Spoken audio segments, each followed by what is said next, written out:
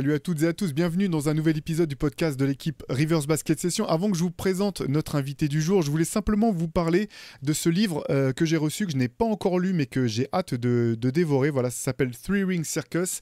C'est l'adaptation, ou du moins la traduction française de ce livre de Jeff Pearlman qui revient sur le three-peat des Lakers du début du 21e siècle. Donc voilà, le fameux three-peat avec Shaquille O'Neal, avec Kobe Bryant, Phil Jackson, bien sûr, les succès que l'on connaît sur le terrain, mais aussi, de ce que j'en ai compris, tout ce qui s'est tramé en coulisses, les embrouilles entre ces deux mégastars pour savoir, voilà, qui se disputaient le rôle d'alpha dog un petit peu dans cette équipe des Lakers qui a marqué les esprits. Donc voilà, c'est disponible aux éditions Talent Sport. Je vous recommande ce livre. Encore une fois, je ne l'ai pas encore lu, j'hésiterai pas voilà, à vous dire ce que j'en aurais pensé quand je l'aurais lu, mais je sais que les livres de Jeff Pearlman sont souvent très bien documentés, donc n'hésitez pas à aller découvrir ça. Et pour parler aujourd'hui de basket, on va parler de NBA, et comme je vous en avais parlé un petit peu dans le CQFR de ce matin, on a un Français de NBA, mais un Français de NBA un petit peu atypique, puisqu'on est ravi avec Shai de recevoir aujourd'hui Nicolas Bermond. Voilà, donc pas un joueur, pour le coup, du moins pas un joueur en NBA, même si je sais que tu es joueur, que tu tu as été joueur, mais voilà, l'idée c'était de vous présenter un petit peu Nicolas, son travail, le rôle qu'il joue et qu'il a pu jouer. Je vais commencer par te remercier tout simplement, Nicolas, parce qu'à plusieurs reprises tu nous as permis, notamment dans le cadre de Rivers et parfois de Basket Session, de pouvoir contacter des joueurs ou des anciens joueurs pour agrémenter nos articles. Avant qu'on rentre un petit peu dans le détail de ton parcours, je te propose peut-être de te présenter tout simplement à nos auditeurs qui ne connaîtraient pas ton nom ou voilà, qui ne sauraient pas qui tu es. Bien sûr, mais déjà merci de me recevoir. C'est un vrai plaisir de pouvoir partager ces quelques minutes avec vous aujourd'hui, ces quelques heures. Euh, j'ai, euh, je suis un lecteur assidu du MOOC et de Rivers à l'époque, et j'en profite d'ailleurs aujourd'hui pour vous féliciter pour le travail que vous faites. Je sais qu'à chaque fois que je le reçois, je t'envoie un message Théo, mais je sais qu'il y a toute une équipe derrière qui s'occupe de ça. Et moi, j'aime bien les belles choses. Donc, c'est vrai que ce soit sur le fond ou sur la forme, c'est vraiment très agréable de pouvoir bénéficier d'une telle couverture basket de qualité de votre part. Donc, bravo à vous en plus du site, du podcast, etc.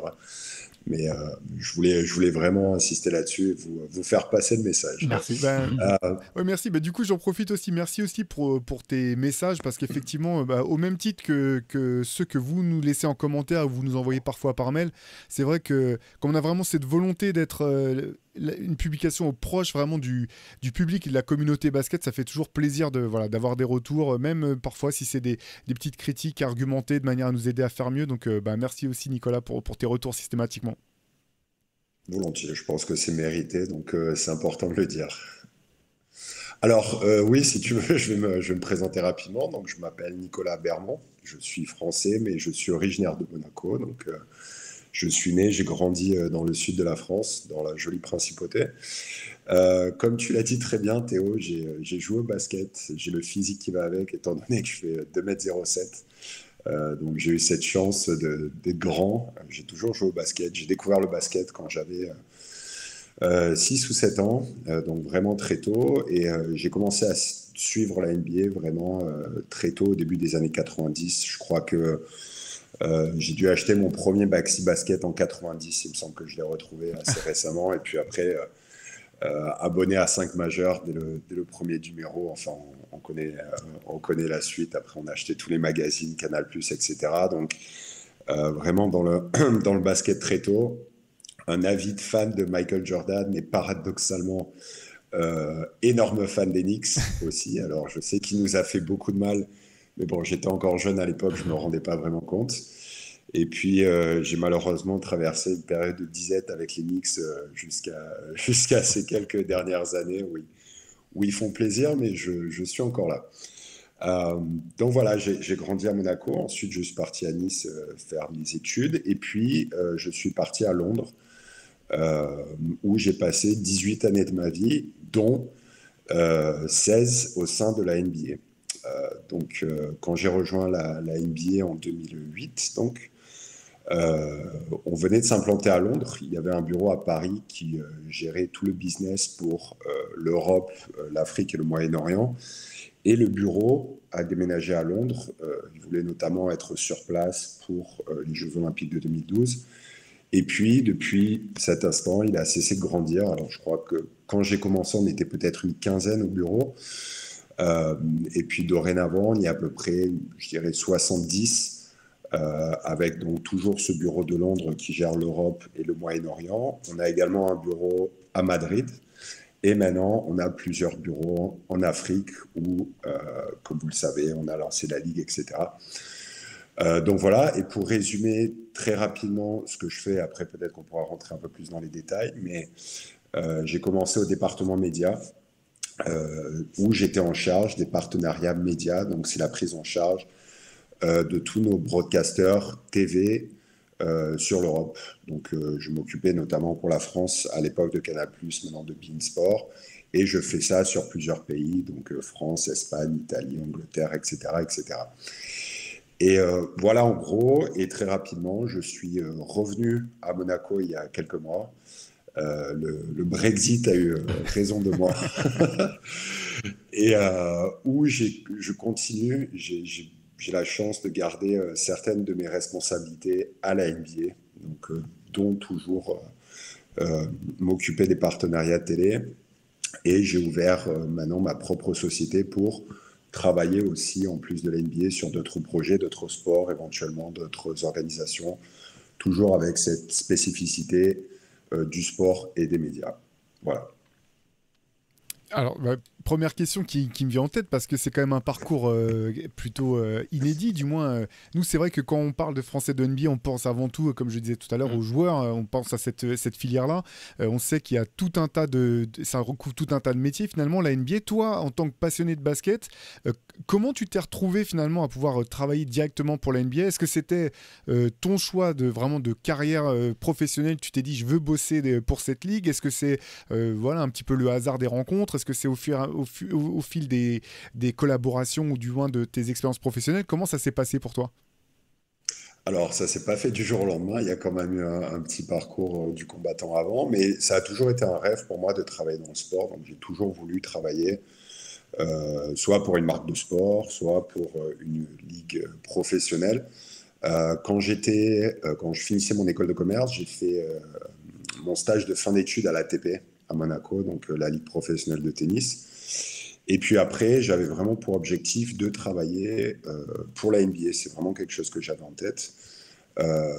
Donc en 2008, quand j'ai bougé, quand j'étais à Londres, j'ai ouï dire que la NBA allait déménager son QG européen de Paris à Londres.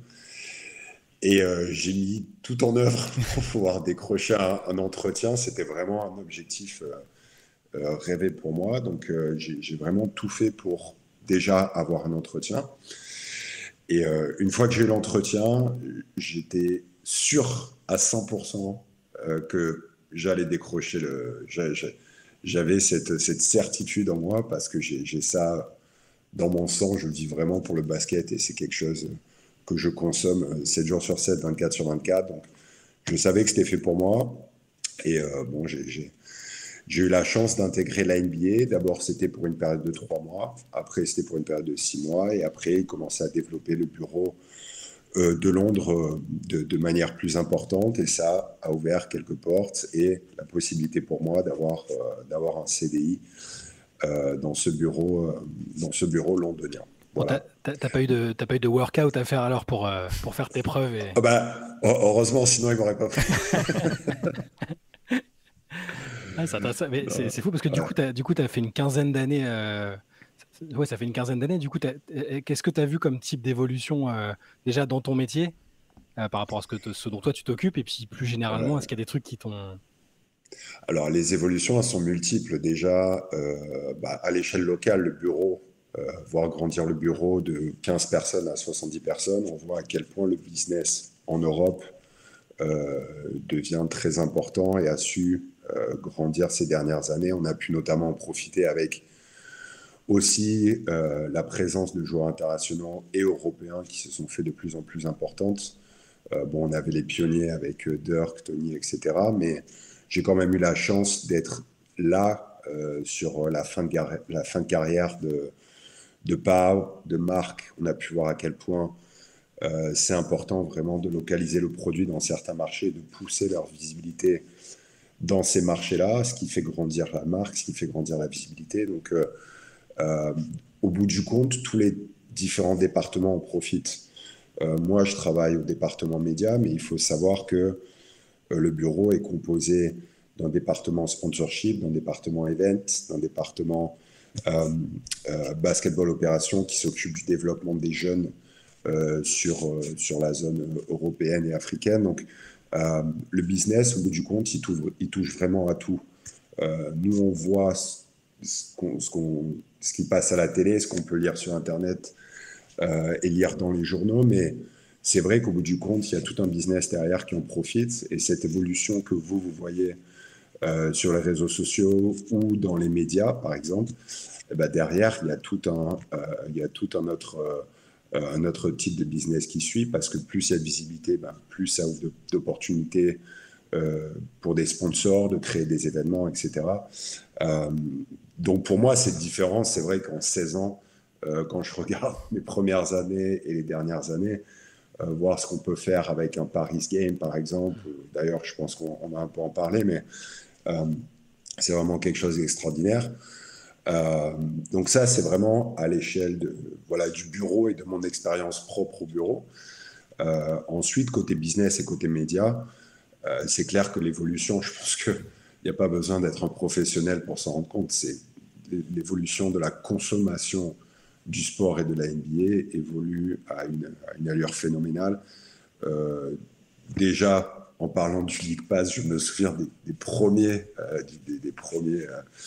la première plateforme qui avait été mise en place où c'était vraiment des premières bribes. On arrivait à voir le match par-ci par-là, et là, ce qu'on est capable de faire aujourd'hui avec un produit comme le League Pass, par exemple, est tout à fait exceptionnel, de pouvoir voir des matchs sur son téléphone. Maintenant, ça paraît normal, mais si on nous avait dit ça 15-20 ans, c'est complètement dingue. Et l'évolution des médias qui va avec, donc la consommation des fans, des gens qui regardent le sport, tout maintenant passe par, en plus de la télé, on consomme tous le téléphone comme on ne consommait pas il y a 15 ans. Donc il y a tout cet aspect vidéo, création de contenu qui doit être spécifique pour les plateformes mobiles, qu'on n'était pas forcément très focalisé dessus il y a 15 ans quand j'avais commencé, où c'était plus du linéaire, même s'il y avait déjà un début de création de contenu pour mobile, mais on n'en est pas du tout là où on en est aujourd'hui, par exemple, où le contenu vertical, etc. Et puis même les modes de consommation sur les plateformes OTT telles que Netflix, Amazon, etc. C'est des choses que j'ai pu voir grandir, et la NBA a su très bien s'adapter à toutes ces nouvelles technologies. Et justement, parce que j'y pense que tu avais fait un tweet la semaine dernière où tu parlais un petit peu de la couverture médiatique qu'on avait en France. Nous, on n'arrête pas de le souligner. C'est vrai qu'on a énormément de chance, je trouve, en France. Et j'ai le sentiment qu'on a, presque depuis le départ, en France, on était bien lotis avec les matchs sur Canal. On a eu une presse de qualité pendant des années et des années. Maintenant, avec les réseaux sociaux, le développement des podcasts, l'offre s'est encore élargie. Toi qui devais forcément avoir un œil un peu plus large sur ce qui pouvait se faire ailleurs en Europe, comment est-ce que tu juges ce qui se passe en France, ce qui a été fait en France par rapport au reste de l'Europe? Parce que c'est vrai que nous, au bout du compte, là-dessus, on a un coup d'œil qui est franco-français. On a du mal un petit peu parfois à se rendre compte de ce qui peut se faire par ailleurs. Oui, c'est une bonne question. Alors, le marché français, forcément, ça me tient plus à cœur que notre marché, parce que pour des raisons évidentes. Donc, j'ai toujours suivi de très près. J'ai toujours voulu être investi dans les projets qui se sont déroulés en France. Mais comme tu dis, j'ai eu l'opportunité à travers, que ce soit des partenariats télé ou d'autres événements, de travailler avec beaucoup d'autres pays en Europe. Oui, alors c'est clair que la France a toujours été un marché très important pour la NBA. On a toujours essayé de développer notre marque sur ce territoire-là, et pour plusieurs raisons, notamment aussi parce qu'il y a eu toujours un très bon rendu. Ça ne va pas forcément que dans un sens. On se rend compte aussi qu'il y a un effort qui est fait du côté des médias, du côté des fans, pour mettre en avant la marque NBA, nos matchs, etc. Si tu veux un point de comparaison, je dirais que Les marchés forts en Europe, je pense que c'est pas une surprise, hein. On a l'Espagne qui est un très gros marché. Alors l'Espagne, c'est un peu différent parce que je dirais que le moyen de consommation pour l'Espagne, ils ont une connaissance de basket vraiment très forte parce qu'ils ont un moyen de consommation qui est très fort par rapport à l'équipe locale également. Ils ont la chance d'avoir des équipes sur le territoire européen qui sont toujours dans le top des équipes. Et c'est vrai qu'on se rend compte que quand on avait les matchs à l'époque de pré-saison contre le Real Madrid, contre le Barça, etc., je comparais ça au foot, par exemple. Ils ont une connaissance du basket et une fandom, tu vois. Ils sont vraiment à fond pour consommer le produit, leur basket local. Chose qui est un peu moins le cas en France. Mais oui, l'Espagne reste un gros marché. En termes de couverture médiatique, je dirais qu'on en est à peu près au même niveau entre l'Espagne et la France, même si la France, sur la couverture télé, ce que fait beIN Sport, et voilà, moi je travaille avec eux depuis des années, et je leur répète très souvent que sur l'Europe, on n'a pas il n'y a pas de comparaison par rapport aux 45 minutes qui sont offertes aux fans tous les jours. Ouais. Donc l'Espagne, par exemple, ils ont un programme quotidien entre 15 et 30 minutes, mais ils n'ont pas un 45 minutes tous les jours entre midi et 2, comme peut le faire beIN Sport avec NBA Extra. Donc oui, clairement, la France, je trouve, a toujours été très forte pour mettre en avant la marque de la NBA, pour permettre aux fans de suivre leur sport. C'est ce que je disais sur Twitter la dernière fois. Et je trouve qu'il faudrait le dire plus souvent. Alors, il y a toujours des excuses pour aller, c'est jamais parfait, ça c'est sûr. Même nous, vous qui êtes professionnels, nous qui sommes professionnels, on sait qu'il y a toujours des choses en plus à faire et qu'on ne pourra jamais satisfaire les besoins à 100% des fans, mais de temps en temps, il faut prendre un peu de recul et se rendre compte que attendez les gars, on peut quand même aller voir un match au Grand Rex avec 2500 personnes. On va avoir 2 matchs à Paris avec Victor Wembanyama. On a 3 joueurs qui vont être dans le top 10 de la prochaine draft ce jeudi. Enfin, on est quand même en train de vivre un moment là pour la NBA en France qui est assez énorme. Et je pense qu'il faudrait plus souvent le dire et s'en féliciter en fait. Et c'est vrai qu'on a peut-être aussi un côté un peu enfant gâté parce qu'on a la chance, encore une fois, d'avoir une couverture de ce type depuis longtemps, avec aussi des joueurs français qui ont performé en NBA, qui ont été responsabilisés vraiment tôt, que ce soit la génération Tony Parker, Boris Diaw, etc. Donc on est habitué finalement quelque part, on est habitué à ça, peut-être plus que d'autres pays européens qui découvrent ça d'une certaine manière à grande ampleur. Je veux dire, pas pour dire qu'ils découvrent la NBA, bien entendu, mais on a peut-être ce côté un peu enfant gâté, effectivement. Ouais. Après, le moyen de consommer est différent. Je prends l'Angleterre, par exemple, où j'ai vécu 18 ans. Vous devez vous en souvenir qu'on a fait beaucoup de matchs à l'O2 à Londres, Bien sûr, ouais. une salle magnifique. Et on était tout le temps sold out. Donc, c'est quand même c'est des événements qui plaisent au public, qu'on soit en France, en Espagne, en Angleterre. Mais le marché anglais, par exemple, ils vont plus consommer la NBA sans forcément suivre les matchs, avoir des analyses percutantes comme beaucoup peuvent le faire en France, comme vous, je ne sais pas si je peux les citer, mais First Team, Trash Talk, etc., qui sont, enfin, voilà, après on est une petite famille, on est tous amis, quoi, mais voilà, on a cette chance d'avoir et le côté fan avec des événements, etc., et ce côté un peu plus poussé où on a vraiment des gens qui travaillent sur le basket, qui expliquent ce que c'est le basket. Et il y a toute une phase aussi d'apprentissage pour les gens qui ne savent pas forcément ce que c'est. Mais là, par exemple, qui vont regarder les JO, qui vont voir Victor, qui vont voir la France battre les USA parce qu'on sait que ça va arriver, ils vont tous se dire, voilà, moi j'ai envie de regarder la NBA l'année prochaine, qu'est-ce que je peux regarder? Et on a tout cet éventail de médias aujourd'hui qui permet d'expliquer ce que c'est, comment suivre, etc. Parce que c'est compliqué, on a un produit qui se passe la nuit. Ouais. Donc, il faut des gens comme vous pour raconter des histoires, finalement.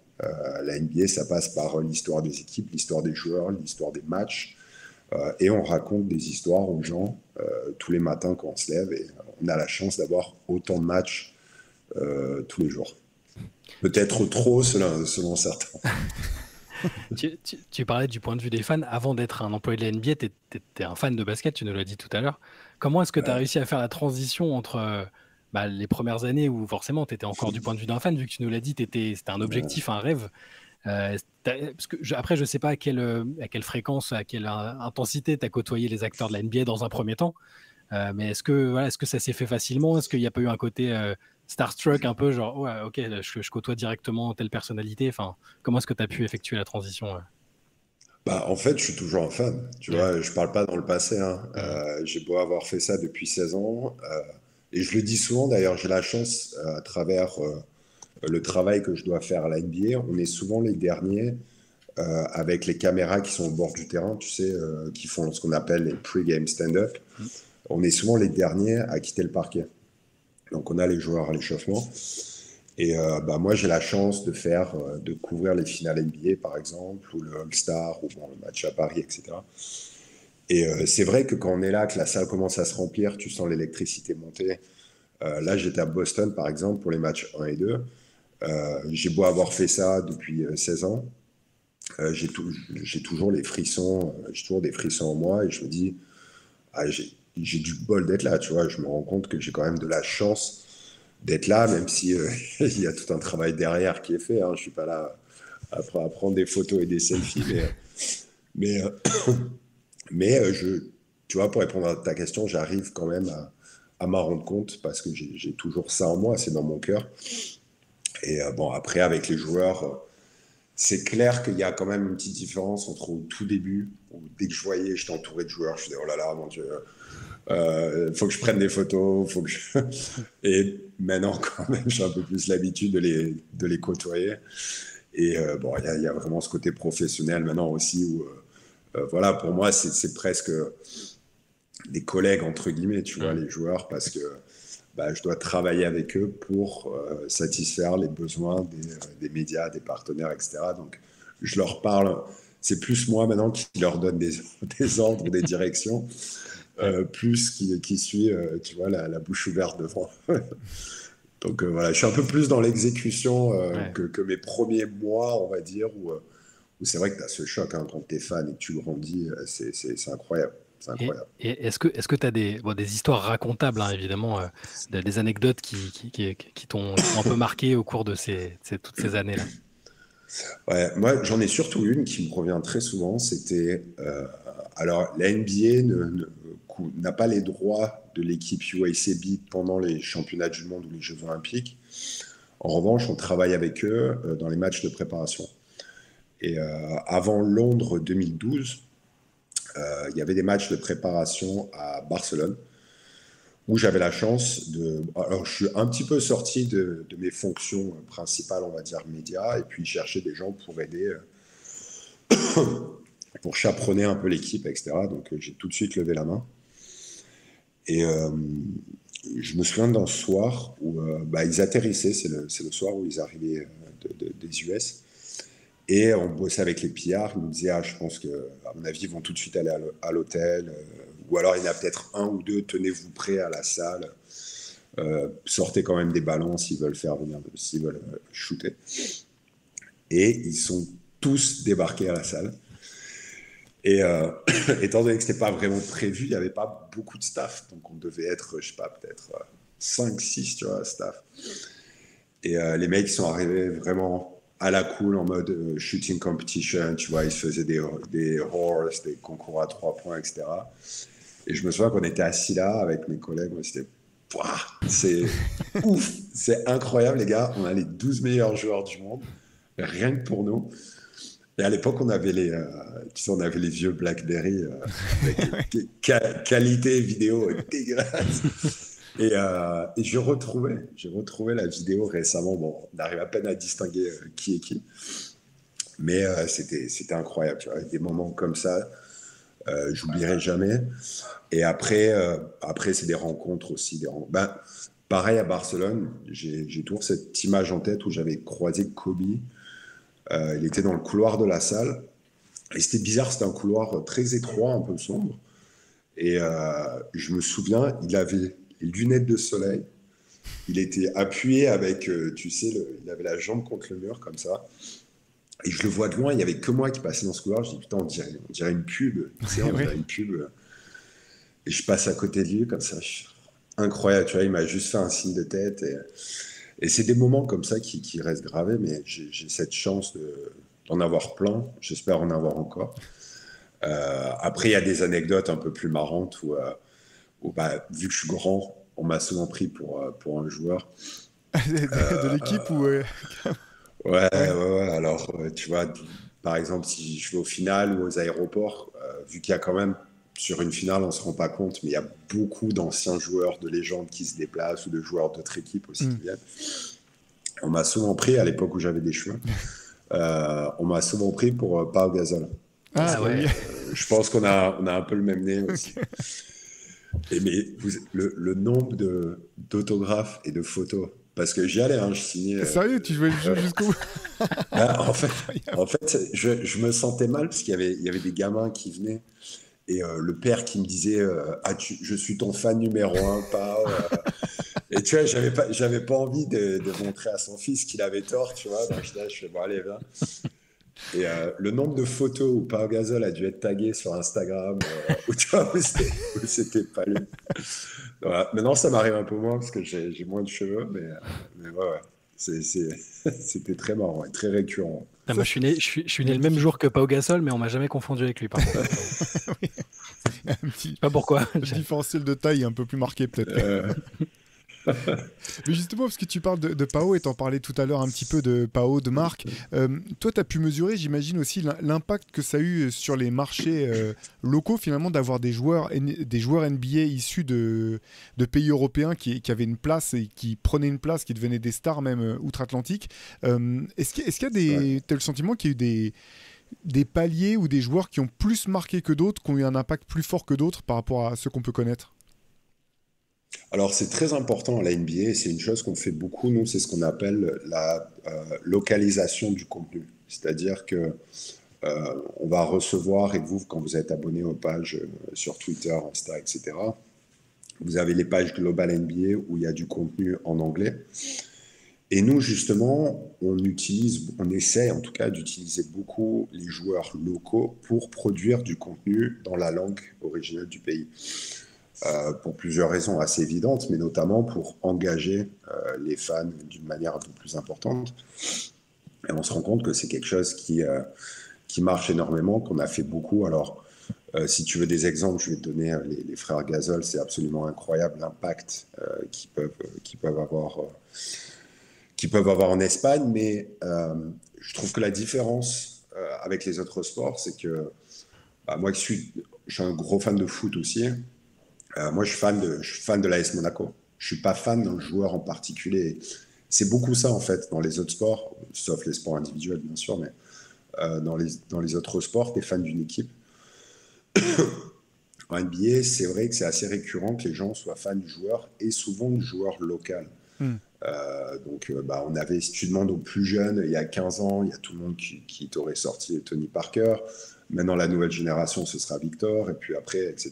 Donc, oui, on attache beaucoup d'importance à ça et on essaye de travailler là-dessus le plus possible à travers les contenus, à travers les accès, à travers aussi on organise de temps en temps des jeux concours pour que les fans puissent aller sur place, les rencontrer, etc.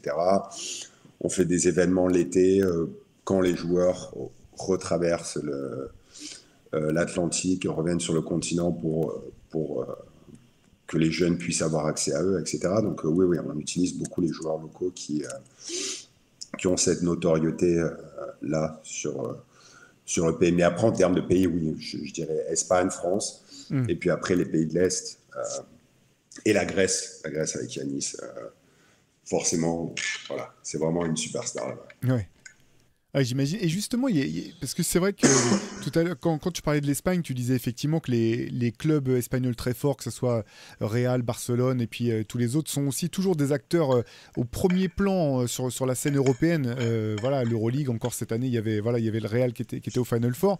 Le fait là que maintenant, par exemple, l'an prochain, on va avoir trois équipes françaises avec Paris, Lasvel et Monaco en Euroleague, est-ce que ça a un impact quelque part est-ce que tu penses qu'il y a un impact entre le fait d'avoir des équipes très fortes au niveau européen et l'intérêt qui peut ensuite glisser vers la NBA parce que ces équipes-là, on en entend parler aussi avec des joueurs français, des équipes françaises tout au long de l'année, plus quand il y a des résultats au niveau européen.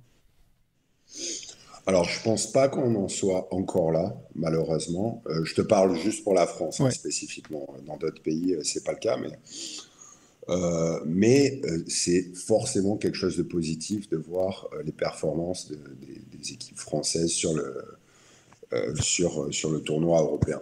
Alors, je te parle des équipes Monaco, Paris, Asvel, mais je pense que le palier d'avant, c'est l'équipe nationale. ouais. Je pense que, alors, l'équipe nationale, bon, on va éviter de parler du dernier championnat du monde en date, mais quand même, si on regarde les 10 dernières années par rapport à nous, à notre génération, quand on a grandi, on n'avait pas. Alors, on adorait notre équipe, on a eu Sydney 2000, mais les années 90, c'était quand même un peu plus complexe pour avoir des résultats sur la scène internationale. Là, je trouve que vraiment, on a une équipe qui fait rêver. Il y a encore une certaine marge pour capitaliser dessus, j'ai envie de dire. Euh, pour moi, de voir qu'on ne soit pas en free-to-air, tu vois, sur une chaîne publique, que à partir des quarts ou que à partir des demi, par exemple, euh, c'est pas le cas dans d'autres pays parce que on sait à quel point les gens aiment suivre l'équipe, etc. Donc c'est pour ça que je te dis, je pense que sur le terrain, on y est, on a les stars nécessaires qui sont là, on a des noms absolument incroyables, mais il y a encore une petite marge de progression, je trouve. On doit vraiment capitaliser sur les résultats sportifs et développer que tout le monde regarde les matchs de l'équipe de France euh, parce que c'est quelque chose qu'il faut voir. Alors, une fois qu'on a passé ce cap, oui, je pense qu'après, à l'échelle locale, tu peux avoir... Bah, Paris fait un job phénoménal, par exemple, et d'avoir une équipe comme ça dans la capitale, ça va forcément faire grandir le basket. Mais après, bon, bah, Monaco, je pense pas qu'on soit encore là, malgré les résultats. L'Asvel, pareil. Mais c'est bien d'avoir cette marge de progression. On va y arriver petit à petit. Euh, mais je pense qu'il y a déjà du travail à faire et j'espère que les Jeux Olympiques de Paris vont faire en sorte que on va encore plus avoir de fans, plus de gens qui s'intéressent au basket et in fine qui vont suivre ensuite leur équipe locale. Ouais, ça peut être facilité par la présence de Victor, dont tu parlais un peu tout à l'heure, qui Bien servirait sûr. de joueur référence comme a pu l'être Tony avant lui. Comment est-ce que toi, dans ton job, tu as vu l'arrivée progressive de ce garçon-là ouais, et comment ça impacte aussi l'intérêt autour de la NBA de ton point de vue? Alors, ça a permis à beaucoup d'Américains de situer la France sur une carte du monde. Ouais. C'est déjà ça. Non, c'est absolument phénoménal. J'ai jamais, en 16 ans à la NBA, j'ai jamais vu un tel engouement pour un joueur international, même pour un joueur tout court. Franchement, bon, moi, je suis arrivé après la période de LeBron, mais je trouve ça absolument phénoménal. L'engouement a commencé à se faire vraiment ressentir après les matchs à Vegas, où il y a eu un intérêt à ce qu'on mette les matchs sur le League Pass et que vraiment la presse américaine commençait à se déplacer pour aller voir jouer les Mets sur place. On sentait qu'il y avait vraiment quelque chose qui se passait. Euh, et après, moi, j'ai eu la chance d'être. Alors, j'étais à la loterie à Paris, où c'était une soirée vraiment superbe. Il y avait ESPN sur place, il y avait tout un nombre d'invités, etc. Euh, il se passait quelque chose quand on sentait vraiment que ça allait faire changer euh, le, le, le basket, en tout cas, cette star qui est Victor, ça allait faire changer les choses. Et puis euh, la draft à New York où j'ai eu la chance d'y être, on avait Beansport qui était, donc on avait les joueurs qui montaient sur scène, ESPN et beIN Sport. Et se dire qu'on avait Rémi, je pense que vous posez la question à Rémi, il donnera la même réponse. Je pense que jamais de la vie on n'aurait pensé pouvoir avoir un journaliste français juste à côté de la scène d'ESPN. Et c'est là où tu te rends compte que il y a quelque chose de phénoménal qui se passe. Donc je repars sur la capitalisation de ce phénomène. Il faut vraiment que, pour l'instant en tout cas, tout est fait de façon merveilleuse, que ce soit avec les gens qui entourent Victor et les médias. Et je pense que Paris, en tout cas les JO, je croise les doigts pour qu'on ait des bons résultats, mais je pense que les JO, ça va mettre une couche encore plus à l'échelle française. Je pense côté US, maintenant, ils ont vu quel phénomène ils représentent. Mais maintenant, il faut qu'en France, encore cet été, il y ait encore plus de monde qui sache qui il est et qui le suive l'année prochaine. Ouais, ce qui est fou pour la couverture en France, c'est ce dont tu parlais tout à l'heure, là, du fait que les matchs, en gros, que la télévision nationale ou que les chaînes que tout le monde a s'y intéressaient à partir des demi-finales souvent. Ce qui était très dur avant ces 10 dernières années, c'est que déjà faire une demi-finale d'une compétition internationale pour la France, enfin pour l'équipe de France, c'était déjà une performance. Et souvent, c'était le match, c'était un peu le match coup près qu'on n'arrivait pas à passer. Donc tu te disais, les gens, ils ont raté toutes les étapes précédentes où tu avais une équipe de France qui était performante, ils débarquent juste sur un match de demi-finale et derrière, tu repars tu repars avec une défaite potentiellement, ce genre de choses. C'est ça qui était très dur. Et tu as raison de dire que là, depuis une dizaine d'années, en gros, depuis le titre de champion d'Europe de la génération Parker, on s'est habitué maintenant à faire des médailles quasiment systématiquement, à viser rien de moins que le podium, parfois même à ce que l'objectif, ça soit médaille d'or, et on repart avec des médailles d'argent en étant déçu. Je pense même derniers Jeux Olympiques ou dernier championnat d'Europe où on avait des vraies chances d'être champion. Ça, c'est quand même voilà, c'est quelque chose qui, pour des gens de notre génération, qu'on n'aurait pas forcément imaginé, même, dont on rêvait, mais on n'était pas sûr que ça se produise. Là, c'est assez beau de voir que maintenant, sur le terrain, effectivement, il y a tout ça et qu'il y a un répondant derrière en termes d'engouement du côté du grand public. Exactement. Après, oui, je trouve qu'il faut que ça suive, derrière. Il faut qu'il y ait le grand public. L'engouement y est du grand public. Nous, on s'en rend compte parce qu'on parle on parle aux gens, les gens disent qu'ils veulent voir l'équipe de France, même si ce n'est pas des gens qui suivent assidûment le basket, mais ils savent ce qui se passe. Mais oui, il faut un extra push, extra effort qui doit être fait je pense, des chaînes de télévision françaises. Je ne dis pas que c'est facile, c'est pas quelque chose de simple à mettre en place. Il y a des accords, voilà, mais en tout cas, ça ferait plaisir de voir qu'on puisse en arriver là dans quelques années, et qu'une personne lambda puisse suivre l'entièreté d'une compétition, d'une équipe de France, avec un tel roster, parce qu'encore une fois, on a énormément de chance d'avoir de tels joueurs.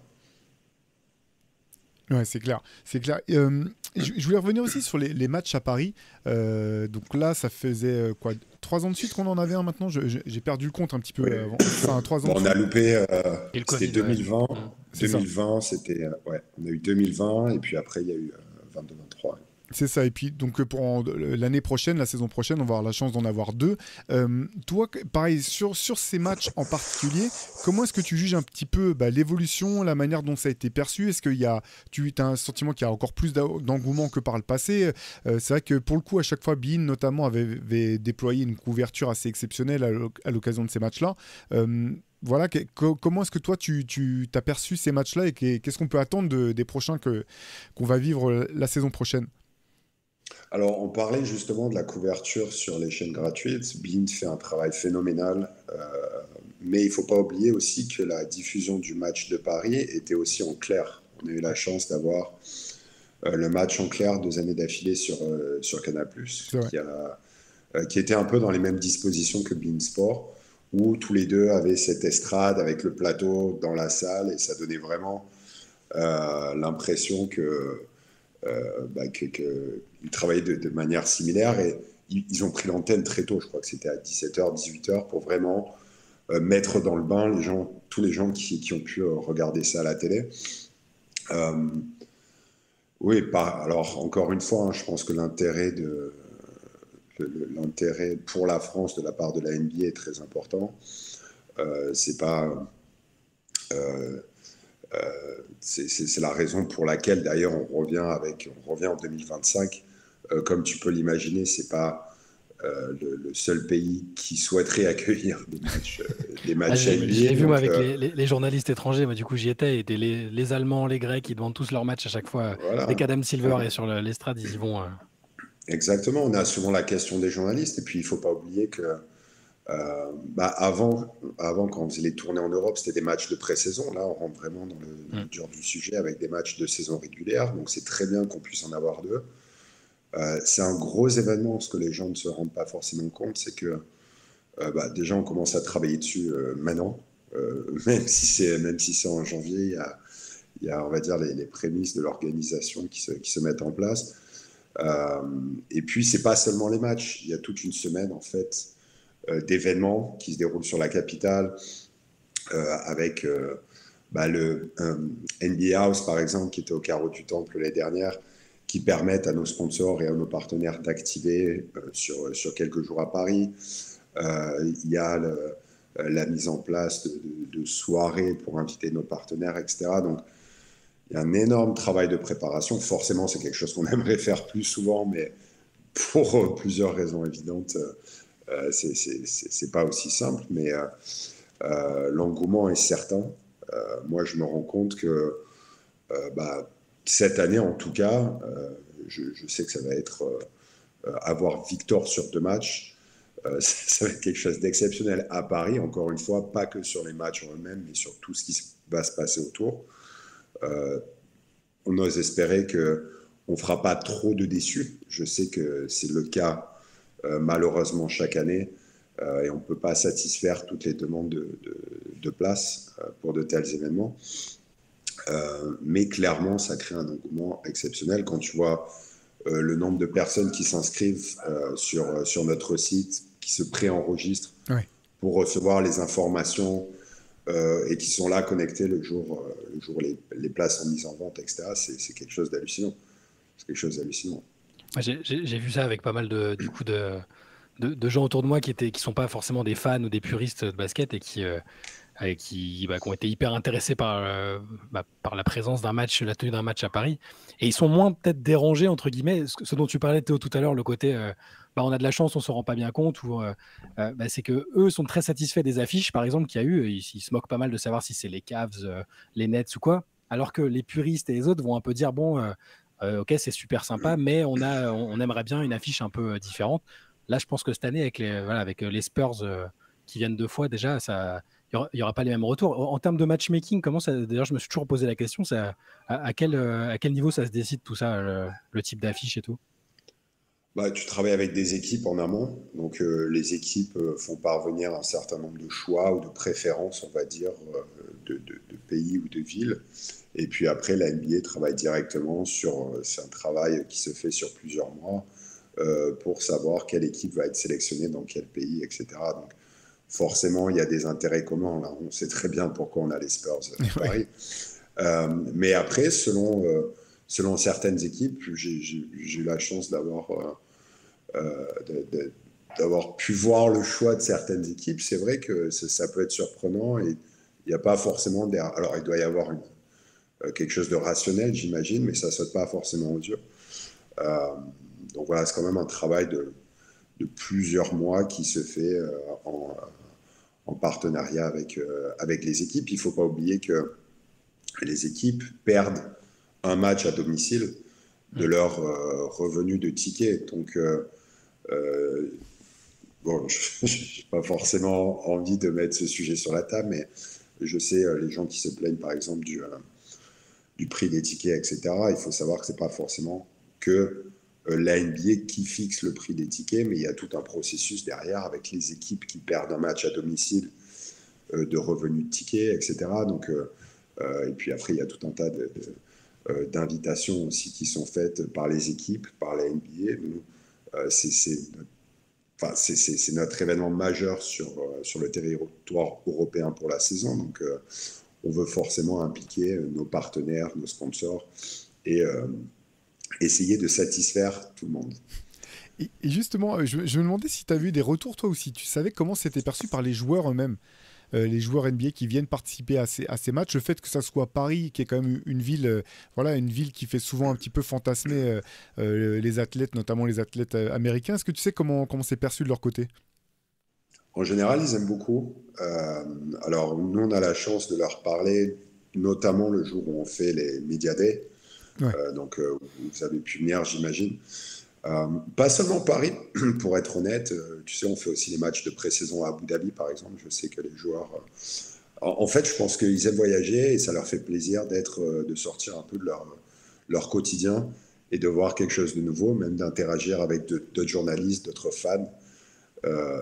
Tu sais, ils sont tellement dans leur vie, leur train-train quotidien entre les aéroports et voir tout le temps les mêmes journalistes, les journalistes locaux. Je pense que ça leur fait plaisir de voir un peu autre chose. Donc, j'ai toujours eu des très bons retours.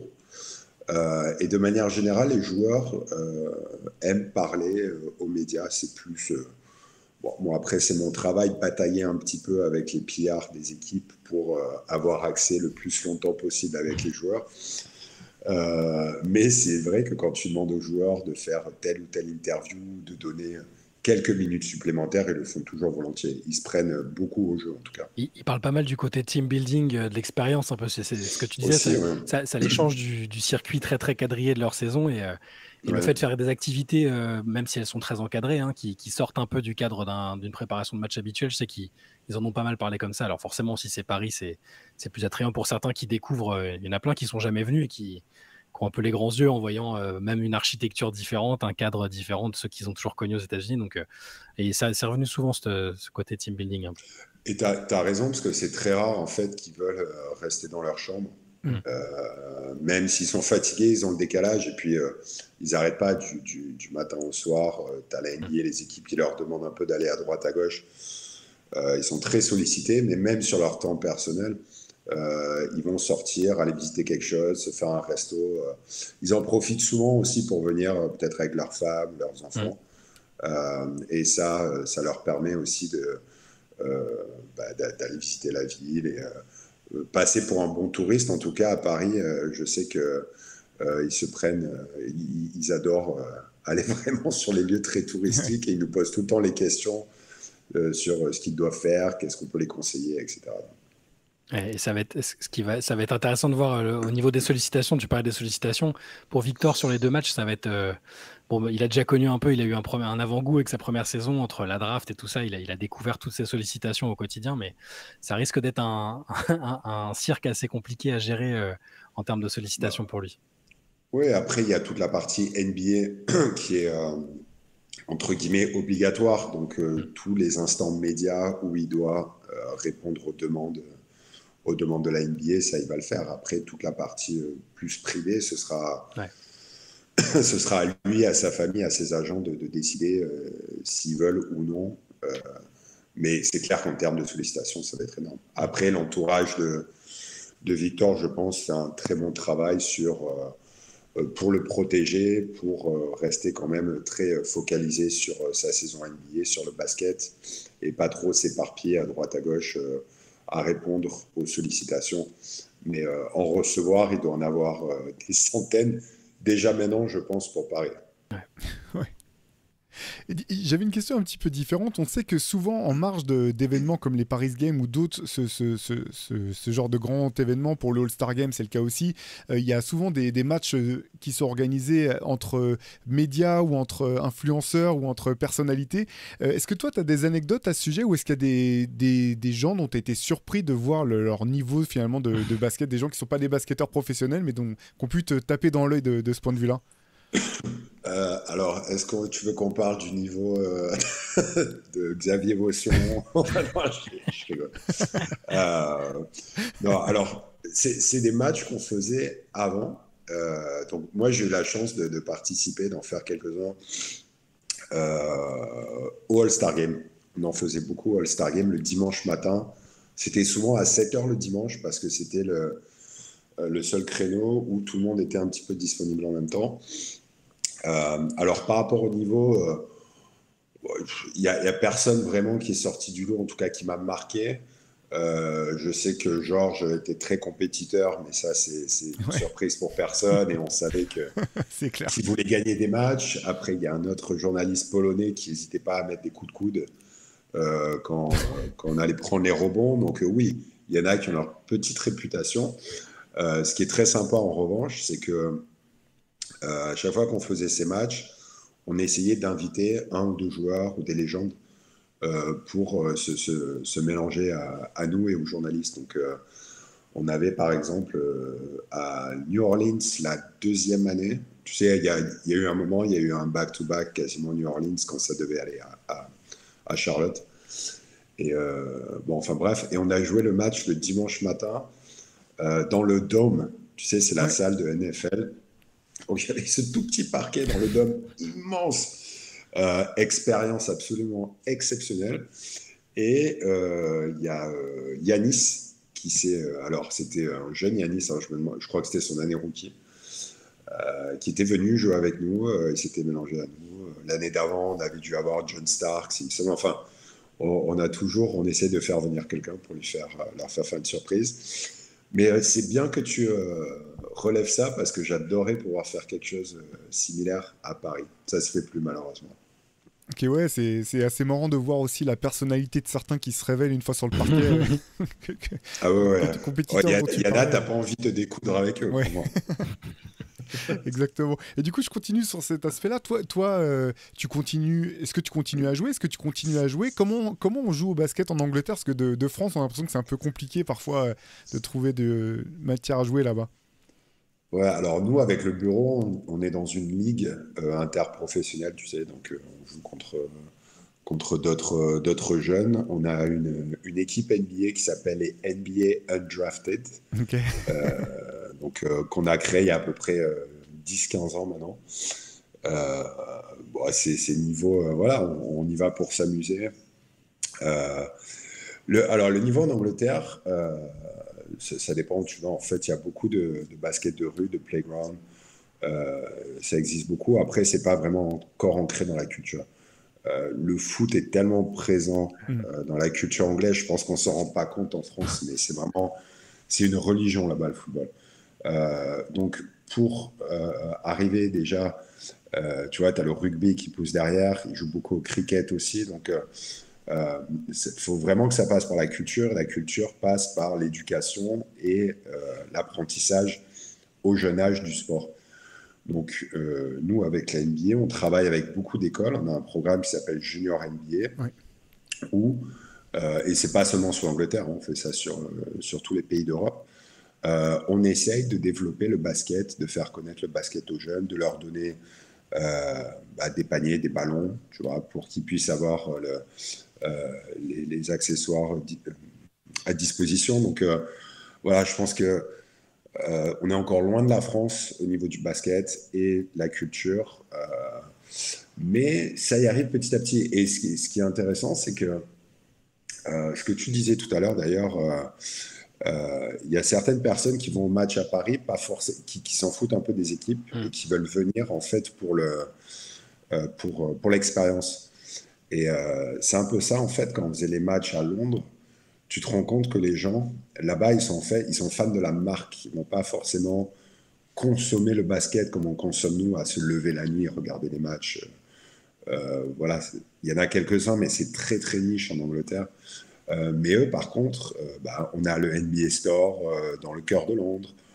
On a les deux matchs à l'O2 qui sont sold out en quelques minutes. Donc, ils aiment vraiment consommer ça. Tu vois beaucoup de gens dans la rue avec des maillots, des casquettes, mais sans forcément connaître le nom des joueurs. Il leur manque peut-être le joueur qui perce, parce qu'il y a des joueurs, en NBA qui sont américano-anglais avec des origines et tout ça, mais il leur manque peut-être encore le joueur phare à suivre. Exactement, c'est ce que j'allais dire, c'est qu'ils ne sont pas encore passés comme nous par...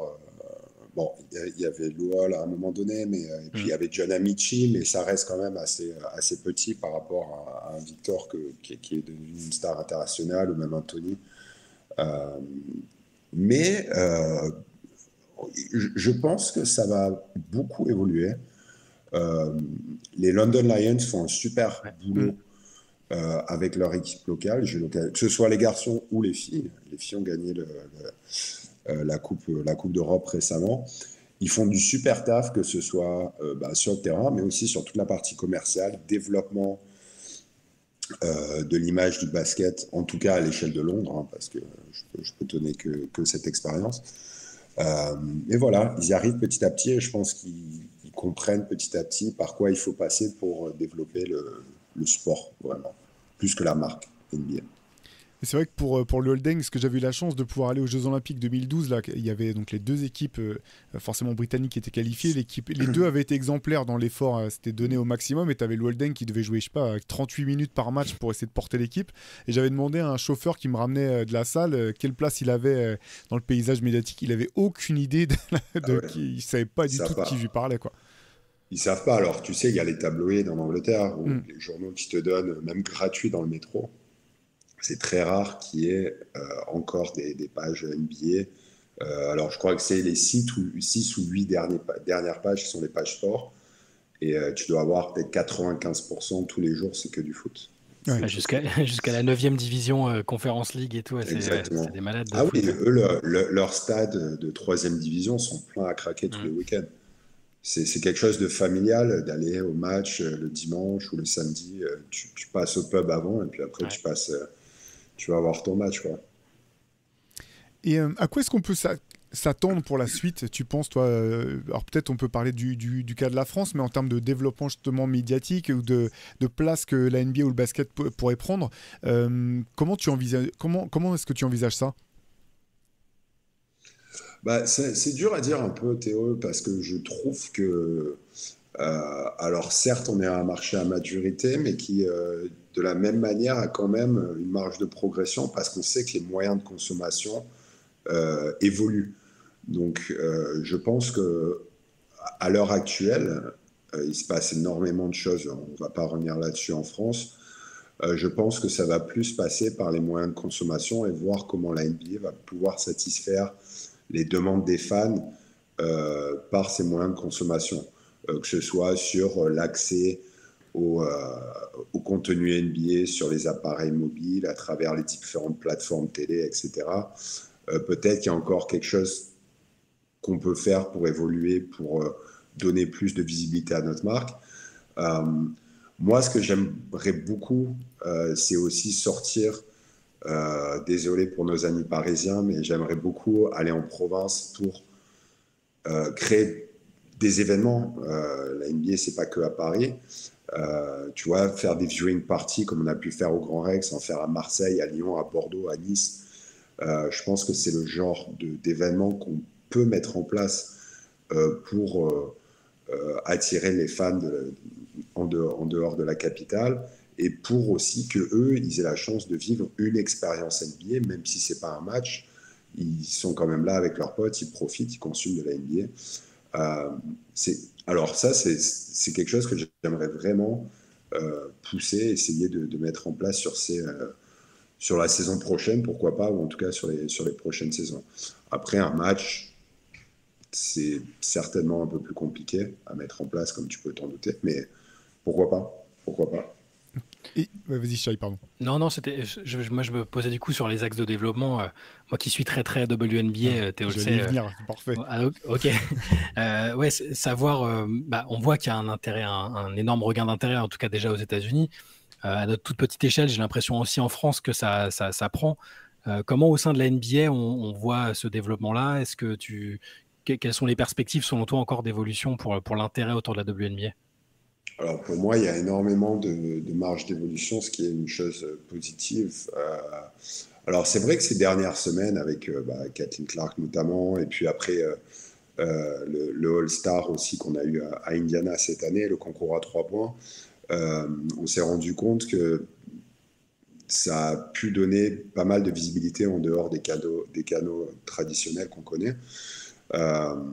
Donc moi je dis toujours, tu sais, quand j'ai personne de ma famille qui me parle d'un joueur, ça veut dire que ça marche, parce que c'est pas eux qui vont consommer le basket comme on le consomme nous, donc c'est ça qu'on veut entendre. Mais au niveau des filles, je pense qu'il y a beaucoup de choses à faire On compte bien évidemment sur les performances de l'équipe nationale qui, je suis sûr, va faire quelque chose de super, mais j'aimerais qu'on puisse plus s'investir pour monter des projets communs, comme on peut le faire déjà avec les garçons. J'aimerais qu'on puisse faire des projets WNBA avec les filles, que ce soit des jeunes filles, que ce soit des filles un peu plus âgées, mais qu'on arrive à trouver un moyen de travailler un peu mieux avec les équipes à l'échelle locale. Je me suis fait la remarque, même au Grand Rex, par exemple, je l'ai dit directement, j'ai dit c'est dommage qu'on ne puisse pas travailler avec des équipes féminines, parce que au Grand Rex, il devait y avoir peut-être 90% de garçons. Et je trouve que c'est pas normal, parce que quand tu regardes, on a des données, on a des chiffres qui nous donnent certaines statistiques sur le nombre de fans, etc. en France. On se rend compte que c'est un des sports les plus populaires auprès de la gente féminine. Donc, pourquoi on ne verrait pas plus de filles qui participeraient à des événements NBA? Pourquoi on ne ferait pas plus d'activation de basketball operation avec nos équipes qui s'occupent de ça? Donc, il y a quand même une marge d'évolution très grande, mais on doit pouvoir se servir de la WNBA de tremplin avec la WNBA comme on le fait avec la NBA. Je pense que la WNBA ne se rend pas encore compte des possibilités qu'il pourrait y avoir et qui s'offraient à l'international. Mais ça va venir, j'espère. Ouais, ça vient doucement. Il y a des matchs de pré-saison au Canada maintenant. Voilà. Moi, je rêve d'un match WNBA de saison régulière à Paris. Je me dis que c'est pas impossible à l'avenir qui s'exporte. Ah, mais je pense qu'on va y arriver au bout d'un moment. Après, oui, c'est quelque chose qui va mettre du temps, enfin, qui peut-être met du temps à se mettre en place, mais ouais, ça peut aussi passer par la visibilité, tu sais, sur les canaux, sur les plateformes. Plateformes digitales, les accès aux chaînes YouTube gratuites, etc. On sait que la NBA met beaucoup de contenu gratuit et offre la possibilité aux fans de suivre l'actualité, ou en tout cas quelques highlights, quelques histoires avec la NBA. Essayons de faire la même chose avec la WNBA et offrir autant de visibilité à tous les fans ou à tous les gens qui veulent suivre ça. Et pour finir, peut-être, Nicolas, alors j'imagine que tu en as peut-être trop en tête, mais du coup, de tout ton parcours au sein de la NBA, est-ce qu'il y a un souvenir quand même, ou un moment qui te reste plus fort, plus vibrant que les autres, un truc où tu te pinces encore de te dire j'y étais, j'ai vu ça en vrai, ou si j'ai fait partie de cet événement, de ce truc? Je dois dire, honnêtement, la draft l'année dernière, c'était quelque chose de particulier. Parce que pour être quelqu'un qui a grandi en France, comme vous les gars, il y a 20 ans, qui aurait pu dire qu'on aurait eu un numéro de la draft, enfin même encore maintenant, tu vois, de voir qu'on a 3 Français potentiellement dans le top 10, c'est absolument dingue. Je vais dire la draft parce que ouais, j'ai vécu, c'était un moment à part. Alors j'ai fait beaucoup d'événements exceptionnels, des finales NBA, où il y avait une ambiance de malade à Cleveland, la série de 2016 entre Cleveland et Golden State, où c'était absolument dingue. Mais la draft, c'était à part. C'était vraiment à part. Et il y avait aussi cette fierté, forcément, qu'on a un peu, où on sent que les gens ont envie de s'intéresser à la France. Et c'est pas tous les jours que ça arrive aux États-Unis. Donc c'était quelque chose de vraiment unique. C'était vraiment beau. Ouais. Bah, écoute, super. Et on avait beaucoup de journalistes français sur place, Ouais, donc ça te montre aussi l'intérêt d'un tel événement. Oui, c'est clair. Comme je disais plusieurs fois, même mon boucher m'a parlé de Victor Wembanyama, c'est pour te dire que c'était vraiment, ça a dépassé complètement le cadre de ce qu'est notre niche habituellement, quoi. Ah, il a même un sujet sur TF1. Il est sur TF1, sur des trucs très plus mainstream maintenant. Exactement. Ouais. Ben Nicolas, écoute, je te souhaite avant tout de connaître encore plein d'autres moments comme celui-là. Je te remercie encore de nous avoir accordé un petit peu de ton temps. C'était passionnant de t'entendre parler de ton parcours, de ce qui t'a permis d'atteindre ton rêve, en tout cas professionnel, d'être au contact de la NBA. Shai, merci aussi pour ce nouvel épisode du podcast. Je vous donne rendez-vous à très tous les deux très rapidement. De toute façon, forcément, avec Shai, on se voit dès demain matin. Et puis Nicolas, on reste en contact. S'il y a des choses qui vous ont étonné dans le parcours de Nicolas ou des questions que vous posez, n'hésitez pas à nous les mettre en commentaire. On n'hésitera pas, si besoin même, à les faire suivre à Nicolas s'il peut nous fournir un petit complément d'informations. Et puis, nous, on vous dit très vite, comme vous le savez, cette semaine, grosse semaine, tu le disais, Nicolas, 3 Français draftés à coup sûr et probablement très haut. Donc, on va suivre la draft NBA avec beaucoup d'attention. Et on vous dit à très vite. Ciao à tous. Ciao. Merci à vous. Ciao.